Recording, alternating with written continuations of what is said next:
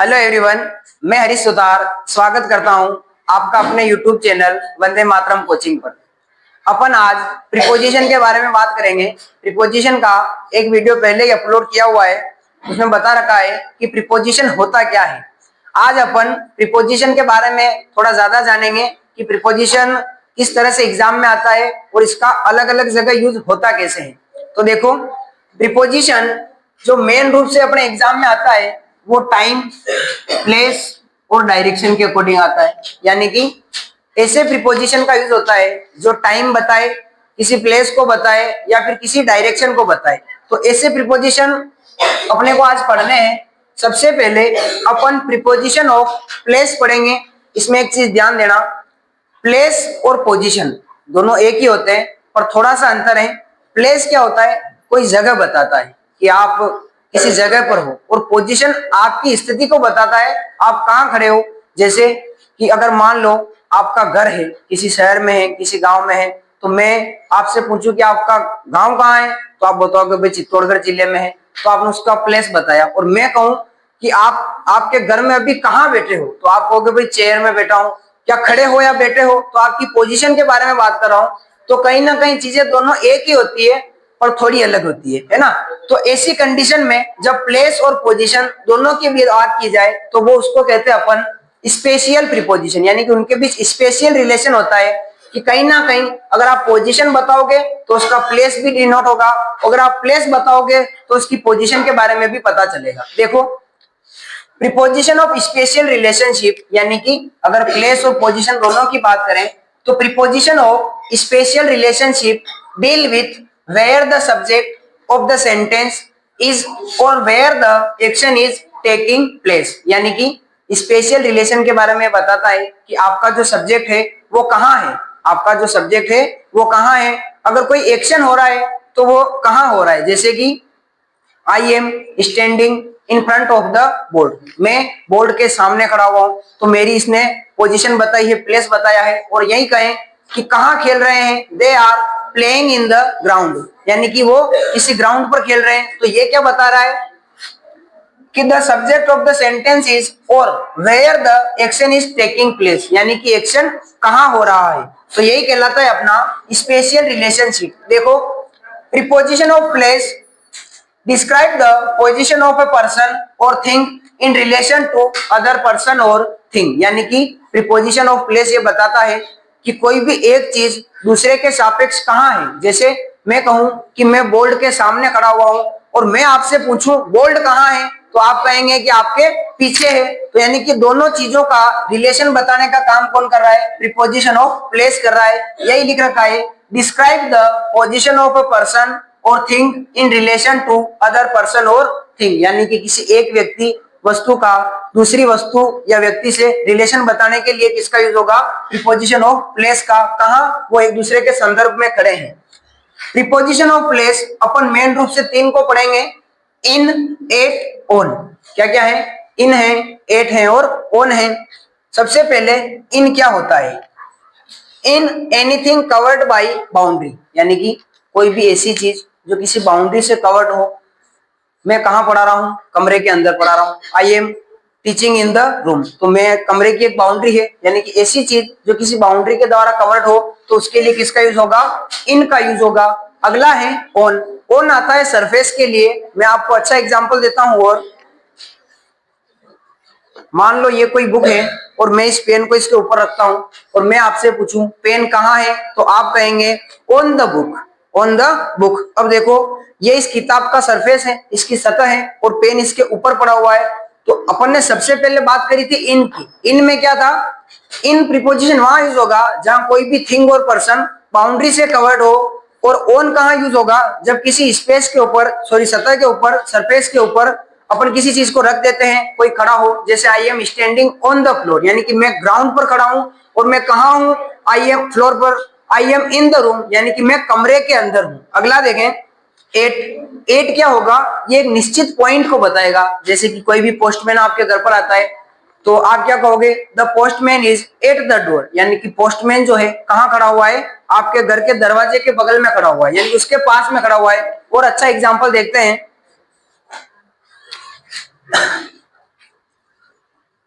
मान लो ये कोई लाइन है एक, और आप अगर इस लाइन में खड़े हुए हो तो आप क्या कहोगे, I am in the Q, I am in the Q, यानी कि मैं लाइन में खड़ा हुआ हूं। अब कभी कभी ऐसी कंडीशन आती है कि अपन सोचते हैं कि इतनी लंबी लाइन को कौन कवर करेगा, किसी से रिक्वेस्ट करके क्यों ना बीच में घुस जाए, तो अपन यहां खड़े रहते हैं। यहां हो सकता है आप किसी का वेट कर रहे हो, आप अंदर घुसने की कोशिश कर रहे हो, तो इस कंडीशन में आएगा यूज एट का, I am standing at the Q, यानी कि मैं लाइन के पास में खड़ा हूं, लाइन के अंदर नहीं हूं। अगर लाइन के अंदर होते तो किसका यूज करते, इन द क्यू का, और अगर लाइन के पास में खड़े हो तो किसका यूज होगा, एट द क्यू का। अपन इनको और अच्छे से खोलेंगे और अच्छे से पढ़ेंगे। देखो आगे प्रिपोजिशन ऑफ प्लेस में सबसे पहले अपन बात करेंगे इन प्रिपोजिशन की। किसकी बात करेंगे, इन प्रिपोजिशन की। इन प्रिपोजिशन होता क्या है, a place covered by boundaries, यानी कि ऐसी कोई जगह जिसकी बाउंड्रीज हो। इनका यूज अपन टाइम के लिए भी करते हैं और प्लेस के लिए भी करते हैं, वो बात अपन टाइम की आगे करेंगे। अभी अपन प्लेस की बात करें कि कहाँ कहाँ इन प्रिपोजिशन का यूज प्लेस के लिए होगा। तो देखो इनक्लोज्ड स्पेस, यानी कि कोई भी ऐसी जगह, अब बाउंड्रीज का मतलब ये नहीं है कि आपको फिजिकल बाउंड्री दिखे, कोई फिजिकल बाउंड्री हो भी सकती है, नहीं भी हो सकती है। उसके लिए अपन इन और इनसाइड का डिफरेंस देखेंगे अभी थोड़ी देर बाद। तो इन प्रीपोजिशन का use a place covered by boundaries, और सबसे ज्यादा जो इसका यूज होता है वो किसी टाउन्स और सिटीज को बताने के लिए होता है। देखो a very common use of preposition in is for towns और प्लेस, यानी कि इन प्रीपोजिशन का यूज किसी जगह को, किसी शहर को, किसी कस्बे को बताने के लिए यूज होता है। अब वो भी है कि अगर बड़े लेवल पर अपन बात करें तो इन आएगा, और अगर छोटे लेवल पर जाते हैं तो एट आता है। वो भी अपन देखेंगे कि कहाँ इन आएगा और कहाँ एट आएगा। जैसे I am live at Chittorgarh in Rajasthan, तो राजस्थान पूरा बड़ा है और चित्तौड़गढ़ राजस्थान के अंदर ही आ रहा है, तो वहां मैं एट का यूज करूंगा, वो आगे बात करेंगे। अभी अपन एग्जांपल देखते हैं। आई लिव इन मुंबई, मैं मुंबई में रहता हूँ। विनय लिव्स इन चित्तौड़गढ़, विनय कहाँ रहता है, चित्तौड़गढ़ में रहता है। तो अब आपसे मैं कहूँ कि चित्तौड़गढ़ की क्या कोई फिजिकल बाउंड्री है क्या, मुंबई की कोई फिजिकल बाउंड्री है क्या, नहीं। तो यही कह रहा हूँ कि इनका यूज कवर्ड बाय बाउंड्रीज, पर अपन ने मान रखा है कि यहाँ से चित्तौड़ की सीमा स्टार्ट है, वहां से एमपी की सीमा स्टार्ट है, तो यही कह रहा है कि a place covered by boundaries. आगे देखो बुक्स एंड न्यूज़पेपर और ईटीसी, यहाँ न्यूज़पेपर की वजह अगर पेपर भी हो सकता है, पेपर्स भी हो सकता है केवल। देखो there is a beautiful story in the book, यानी कि कोई किताब है, अभी एग्जांपल लेके बताया था मैंने। और देखो ये कोई बुक है और मैं इसके अंदर अगर पेन रखता हूं तो अपन क्या कहेंगे, pen is in the book, यानी कि जो पेन है वो किताब के अंदर है। उसी तरह इस किताब में भी कोई अच्छी कहानी हो सकती है, ये इसी के बारे में बता रहा है। There is a beautiful story in the book. अगला है कार और टैक्सी। अगर आप जहाँ कहीं आने जाने के लिए कार और टैक्सी का यूज कर रहे हो तो उसके लिए यूज होगा इन द कार और इन द टैक्सी। अगला और एक और इसका अच्छा उपयोग है पिक्चर एंड वर्ड। कोई भी पिक्चर है और अगर आप उसको डिस्क्राइब कर रहे हो, एक्सप्लेन कर रहे हो किसी के बारे में, उसको बता रहे हो कि भाई मैं यहाँ ये ऐसा था, मैं यहाँ वो जा रहा, वहां गए थे हम घूमने के लिए, तो अपन क्या बोलते हैं, you are looking so pretty in the picture, यानी कि तुम उस पिक्चर में बहुत अच्छे लग रहे थे। तो पिक्चर की भी कहीं ना कहीं एक बाउंड्री है और इनका यूज होता ही बाउंड्री के लिए। अगला एग्जाम्पल है oh my god what is happening in the world, यानी कि इस संसार में ये क्या क्या हो रहा है। कभी कोरोना आ जाता है, कभी कुछ हो जाता है, तो एक ये संसार के अंदर एक्टिविटी चल रही है और संसार की भी अपनी कहीं ना कहीं बाउंड्री है। तो जब भी बाउंड्री की बात हो तो इन प्रीपोजिशन का यूज होगा। आइए आगे देखें इन और इनसाइड में अपन इसको और ज्यादा डिटेल से देखेंगे। अभी थोड़ा समझते हैं कि इन और इनसाइड होता क्या है। जो इन होता है वो विदाउट फिजिकल बाउंड्री भी हो सकता है, क्या कह रहा हूं, हो सकता है। और इनसाइड जो होता है वो फिजिकल बाउंड्री के साथ होता है। देखो एग्जांपल से समझते हैं, इन अ कप और इन द बोतल।